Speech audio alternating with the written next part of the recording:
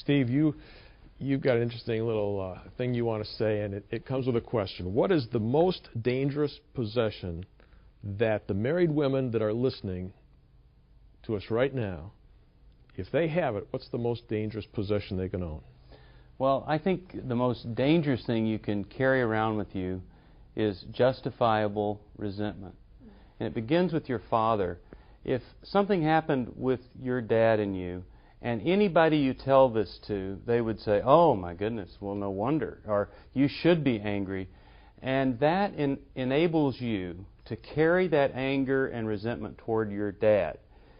Even if you don't have it toward your dad, and you bring that same justifiable resentment into a marriage, and you hold that against your husband.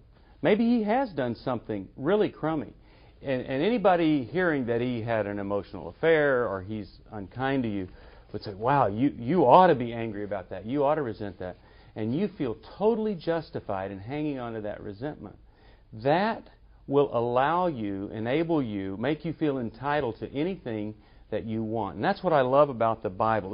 This God of ours is so smart, because the whole thing rests on being able to have, just like a computer, a reboot key for the marital relationship. And that is forgiveness and acceptance. If you resent him and you justify that resentment, you don't want to enable evil. If he's got a drug problem or beating you or whatever, you need to be sure that you're safe and you get that stopped, you get treatment.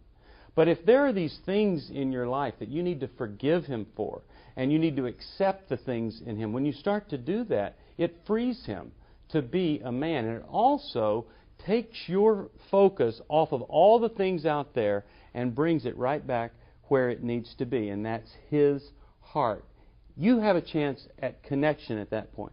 But if you hang on to your justifiable resentments and continue to build that case against him, you most likely will end up in some kind of divorce. Whether you're living in the same house or not, you'll never connect with that man's heart. Yeah, let's punch that in a little bit further here, Shannon.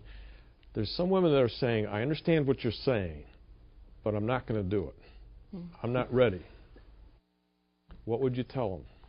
That pride comes before the fall. That when we can humble ourselves and acknowledge our part in the dance of discontentment, then things can truly change.